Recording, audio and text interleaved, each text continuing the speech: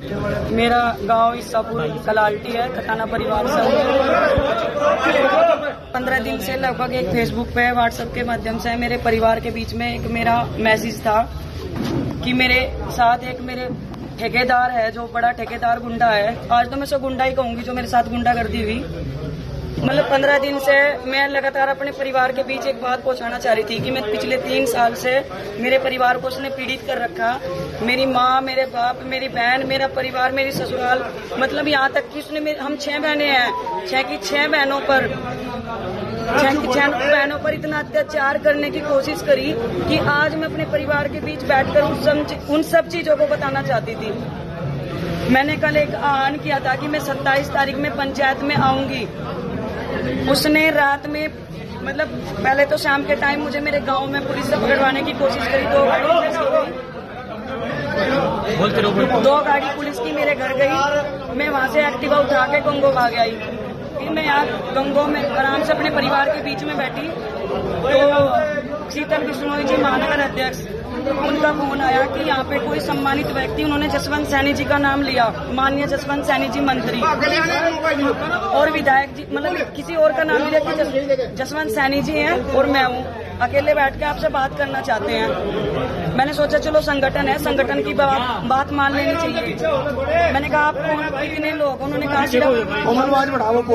कि हम सिर्फ 2 लोग हैं, आप आओ, आपका सम्मान होगा, सिर्फ आपकी बात रखी जाएगी। मैं और कविता चौधरी जी रात गाड़ी में यहाँ से गंगो से पार्टी कार्यालय पे गई, लेकिन मुझे लगा जब मैं पार्टी कार्यालय के बाहर पहुंची वहाँ पे कम से कम 20 गाड़ी थी। मैंने कहा मैं तो अंदर नहीं जाऊंगी, आप जाओ और एक भाई को लेकर पूछ के आओ कि क्या बात है। जब कविता चौधरी जी गेट पे गई बीजेपी कार्यालय पे, तो वहाँ से भाई मुकेश चौधरी, राजीव गुम्बर जी और ये ठेकेदार, आज मुझे बोलने में भी शर्म नहीं आ रही है, ये ठेकेदार गुंडा गंगो विधायक किरत चौधरी है, जिसने मतलब उनकी इतनी हड़बड़ाहट हुई कि मेरे ना जाने पे वो गाड़ी उठा के भाग लिए वहां से। फिर मैं अपनी जिसके साथ में थी, हम भी अपनी गाड़ी लेके चले गए। हमने देखा कि वहां से 20 गाड़ी गई। वहां से थोड़ा सा आगे चल के उन्होंने महिला पुलिस थी और इंस्पेक्टर थे, 2 गाड़ी और लगा रखी, ताकि या तो मैं उनकी बात मान लूं या फिर वो लोग मुझे ये कह कि ये बदतमीज है, मुझे पुलिस के हवाले कर दे। लेकिन मैं चौकन्ना थी, इसलिए मैं उनके बीच से छूट के भाग आई।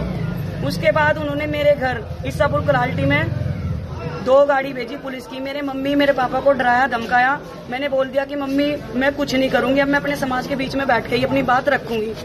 उसके बाद उन्होंने, जहाँ मैं गंगो रहती हूँ, मेरी बहन रहती है, वहाँ पे भी पुलिस का आना जाना रखा। जो भाई मेरे साथ खड़े इनके घरों में गाँव जाकर दब्बिश दिलवाई। क्यों? मैंने किसी का खून कर दिया था या मैंने किसी की प्रॉपर्टी आप रखी थी? मैं तो एक सम्मान के लिए अपने इंसाफ मांग रही थी, इन सबके बीच आ रही थी। ये बार बार कहते थे, कभी मुझे कुंती बता रहे, कोई कुछ बता रहा है। आज समाज में आके ये ठेकेदार मेरा सामना करता, मेरे परिवार मतलब बताता कि ये लड़की झूठी है। नहीं भी आता तो कम से कम मुझे मेरे समाज के सामने मेरी बात तो रखने देता। उसे डर था कि उसके साथी और उसके अवैध संबंध की वीडियो कोमल चौधरी के पास है। मैं चैलेंज के साथ कहती हूँ, उसको ये सब पता था। दूसरी चीज, उसने 13 साल की लड़की के साथ गलत घिनौनी हरकत करी थी। किसने? ठेकेदार गुंडा किरत चौधरी। मैं अपने परिवार के, जिसने मेरे भतीजों को आज पिटवाया, मैं अपने परिवार के बीच खड़ी हूँ। मुझे पता है मैं जेल भी हो सकती है, मुझे थाने में भी जाना, जो भी होगा वो तो बात है।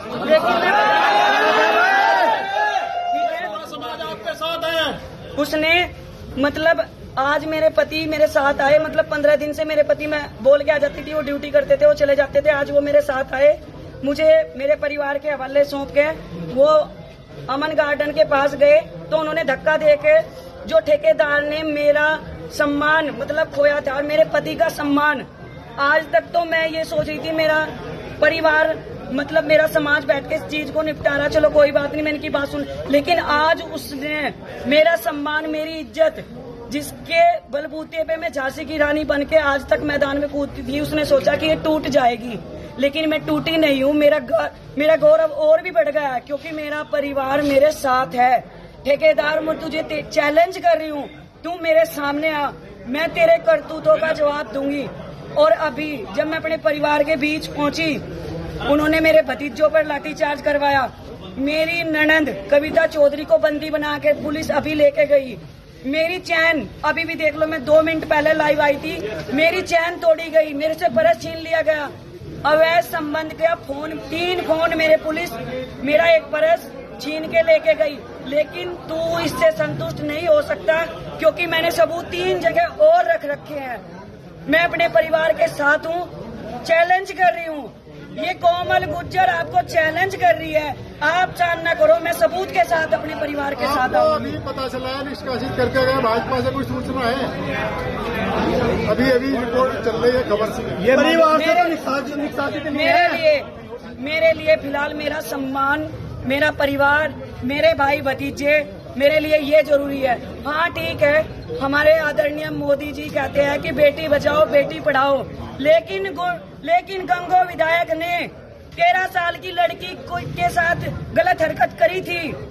उसने मेरे केस कटवाने के लिए, मुझे घेर में आने के लिए धमकी दी थी। मेरे पास वो रिकॉर्डिंग्स आज भी है।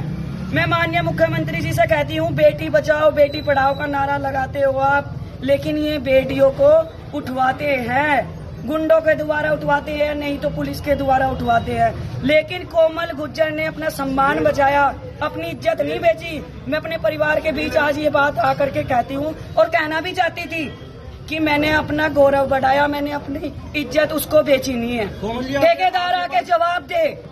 कोमल जी, आपके पास कोई सबूत है क्या जो आप मीडिया के सामने दिखा सकती है? कोमल जी, आपके पास कुछ सबूत? मैंने आपके पास बहुत से सबूत दे रखे। मेरे जब जरूरत पड़ेगी सबूत दिखाने का काम करेंगे। उनके पास 3 फोन मेरे ऑलरेडी हैं, मेरी